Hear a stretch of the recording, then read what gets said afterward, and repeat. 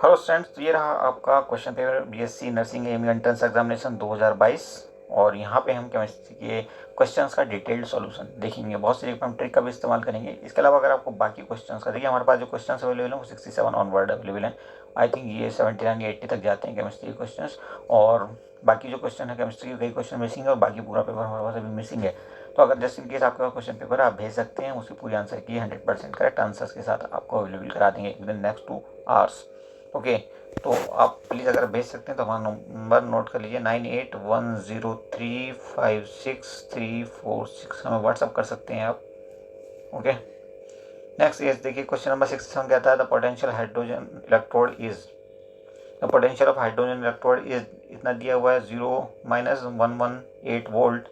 The concentration of H+ ions in the solution is, तो Nernst equation हम रखेंगे और यहाँ पे हमें दिया हुआ है ओके ए की वैल्यू दी हुई है, पोटेंशियल दिया हुआ है, तो हम यहाँ पे लिखेंगे ई यानी कि potential H+/H2 is equal to E naught, जो कि 0 हो जाएगा, H+/H2 और माइनस का 0.0592 अपॉन n, और यहाँ पर रहेगा log H2 की पावर 1/2 अपॉन H आयन की कंसंट्रेशन। ओके, तो इस ढंग से दिया हुआ है। इसकी वैल्यू पूरी 0 हो जाएगी। यहाँ पे इसकी वैल्यू रखेंगे 0.118 इज इक्वल टू माइनस का 0.0592 अपॉन एन की वैल्यू हो जाएगी 1, और यहाँ पे इसकी वैल्यू प्लेस करेंगे तो ये हो जाएगी, ऊपर वाली तो 1 हो जाएगी और नीचे वाली हो जाएगी कितनी, इसको ऐसे एज इट इज रहने देंगे क्योंकि इसकी वैल्यू निकालनी है। ओके, तो हो जाएगा log 1/H+। ओके, तो इसको आप रखोगे, एंटी लॉग निकाल करके वैल्यू निकल आएगी और आंसर आपका आएगा 0.1 m।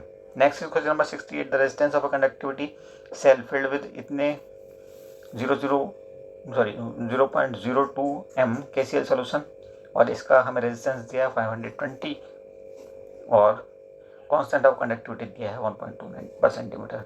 Then the molar conductivity of cell निकालनी है हमें। तो हमें दो चीज़ें दी हुई हैं और हमें पता है कि सेल कांस्टेंट जो हमारा होता है उसका फॉर्मूला हमारे पास होता है सेल कांस्टेंट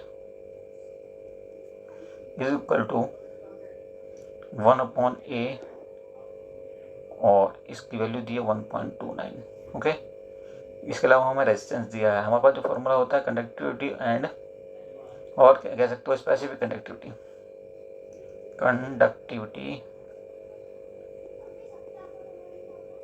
और specific conductivity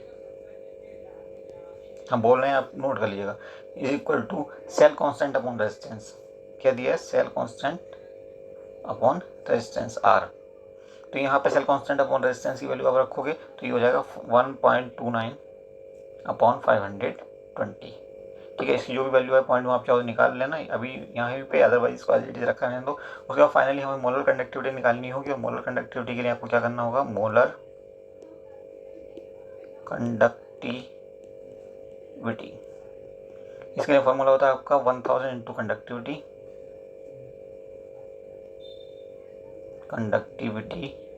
upon molarity. Molarity तो आपको दी है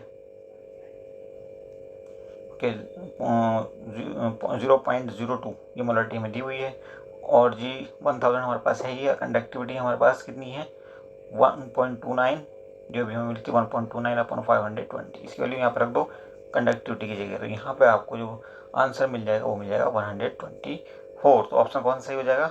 ए ऑप्शन आपका करेक्ट हो जाएगा। Next question number 69 the rate of chemical reaction doubles, her 10 degree temperature बढ़ाने पर ये डबल हो जाता है, तो 50 डिग्री टेम्परेचर का चेंज होने पर ये कितने गुना हो जाएगा?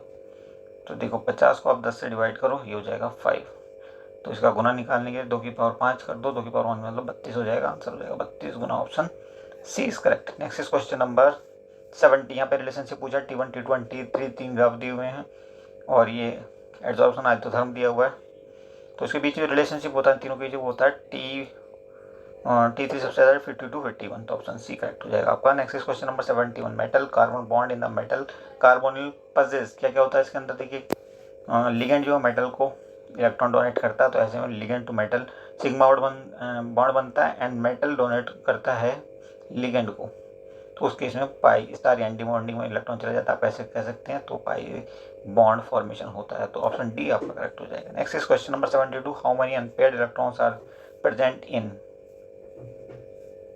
D orbitals of chromium. तो क्रोमियम का कन्फ्यूजन आपको पता है, Cr=24 ये होता है, और हमें पता है कि आर्गन 18 के बाद कितने इलेक्ट्रॉन बचे, इसके बाद 6, तो ये 3D में चले जाएंगे 5 और 4s में चले जाते हैं 1 इलेक्ट्रॉन। ये होता है इसका इलेक्ट्रॉनिक कन्फिग्रेशन। तो अनपेयर्ड इलेक्ट्रॉन मैक्सिमम कितने हो सकते हैं, 5, तो ऑप्शन सी करेक्ट हो जाएगा। उसके बाद 73 देखिए, number of isomer for compound with molecular formula. ये मॉलिक्यूलर फार्मूला आपका दिया हुआ है C2BrClFi। ठीक है, तो यहाँ पे आप देख सकते हो C और C के बीच में डबल बॉन्ड होगा, एक तरफ आप लगा दो कुछ, सपोज हमने Cr लगा दिया, ओके सॉरी Br, एक तरफ हम Br लगा देंगे, तो यहाँ पे Br लगाए, यहाँ पे हम सपोज लगाया I, यहाँ पे लगाया F एक तरफ, तो दूसरी तरफ हो जाएगा Cl। अब एक बार Cl और Br की पोजीशन आप चेंज कर दो, ये इधर चला जाएगा, ये इधर चला जाएगा, एक्सचेंज कर दो, तब एक और आइसोमर, ऐसे करके टोटल 6 आइसोमर्स आपको मिल जाएंगे। तो आपका ऑप्शन डी करेक्ट हो जाएगा। Next is question number 74, ethereal solution of ethyl iodide is treated with sodium to form. देखिए सोडियम के प्रेजेंस में, अगर हम ड्राई ईथर के प्रेजेंस में सोडियम से रिएक्शन करा दें किसी इथाइल आयोडाइड का, सपोज ये है आपका ethyl iodide, okay CH3I just आप ऐसे ले सकते हो, 2 मॉलिक्यूल आपने लिए, CH3CH2 इथाइल है ना, CH3CH2Cl, ठीक है, ये मॉलिक्यूल लिए Na के प्रेजेंस में, ड्राई ईथर के प्रेजेंस में हम कराते हैं, क्योंकि सोडियम बहुत ज़्यादा रिएक्टिव होता है, तो ये दोनों मॉलिक्यूल ऐड हो जाएंगे और अल्टीमेटली यहाँ से हमें मिलेगा CH3CH2CH3, तो क्या हो गया ब्यूटेन। तो ऑप्शन सी करेक्ट हो जाएगा आपका। रिएक्शन कौन सी होगी, ये वुड्स रिएक्शन होगी। उसके बाद 75 पे चलते हैं, ये कहता है sodium acetate and acetyl chloride react to give, क्या देते हैं ये दोनों, तो एसिटिक एनहाइड्राइड देते हैं। नेक्स्ट 76 देखिए, the OH group in phenol activate the benzene ring towards A। ठीक है, तो ये क्या होगा आपका, न्यूक्लियोफिल इलेक्ट्रोफिलिक सब्स्टिट्यूशन रिएक्शन होगा ये, और कौन कौन से इलेक्ट्रोफाइल, कोई भी हो सकता है, NO3 ग्रुप हो सकता है यहाँ पे, ठीक है।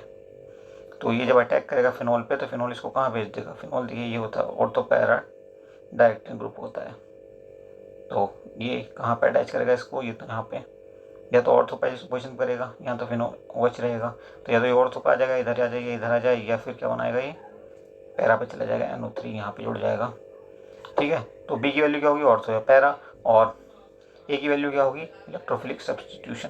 तो इलेक्ट्रोफिलिक सब्स्टिट्यूशन के साथ अगर आप ऑर्थो पैरा ढूंढोगे तो ऑप्शन सी करेक्ट हो जाएगा आपका। 77 देखिए, the following reaction is known as, reaction को हम क्या कहते हैं, जिसमें टोल्यूइन की रिएक्शन हो रही है क्रोमियल क्लोराइड से CH2 के प्रेजेंस में, तो ये कहलाती है टार्ट रिएक्शन, और बनता क्या है, बेंजाइल एल्डिहाइड।